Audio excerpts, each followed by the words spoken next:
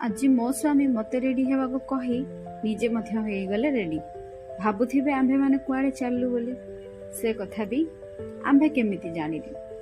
कहू कहू आंभे आसी पहुंची गलु पेट्रोल पंप रे। पेट्रोल पीबा को नुहे गाड़ी रे पेट्रोल पकेबा को। पे पे पे पे सरप्राइज फॉर मी। आज मो सान भाई आसिला तो बाबू आमर आंभ को न कही ताकू रिसीव करिया पई एयरपोर्ट नहीं आसीथिले। आफ्टर 6 months आमे भाई भौणी देखा हेइथिलु।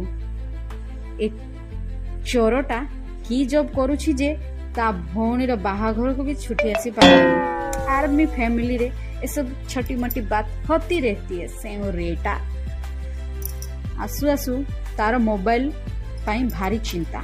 सेठी तो मोबाइल धरी हो नहीं कि किछि करी होनी कि तार केयर नहीं होनी। बाहर को आसिला बड़ केयर करला वाला। तो आंभे चलिलु सिग्नल को तड़फड़ करिकी बापूजी नगर। सेठी आंभे पकैलु टेम्पर ग्लास आउ कभर। एभे आंभ मान को लागिलानी भोक। टाइम भी हेई आसी गलानी 8:30। आउ आंबे भाई भौणी एते दिन पर भेट हेइछु माने खाली पेटरे बुलिबा तो असंभव कथा। एबे आंबे खोजिलु गोटे भल गिळिबा स्थान एवं एंट्री करी निजे निज निज पसंदर ऑर्डर मागिथिलु। खाइबा आसीबा परे कांगालिया मानक परी खाइबा उपरे टूट पड़िलु।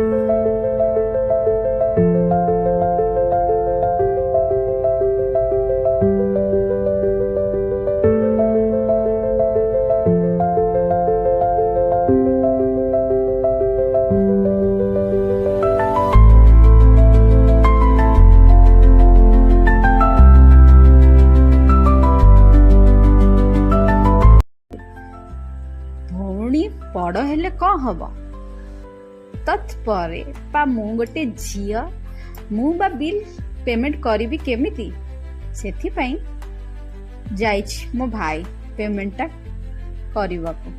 सब सारी वर्तमान आमे चललु घर को। Bye bye good night. Please like share and subscribe.